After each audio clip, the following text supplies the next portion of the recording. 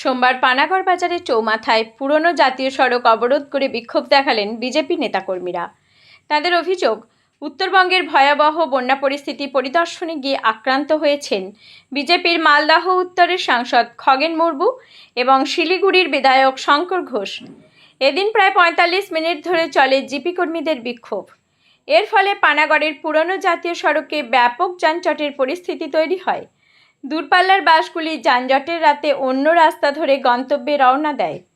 BJP নেতা রমন শর্মা বলেন, উত্তরবঙ্গে ভয়াবহ বন্যা পরিস্থিতি দেখেও মুখ্যমন্ত্রী এখানে কার্নিভালে অংশগ্রহণ করছেন।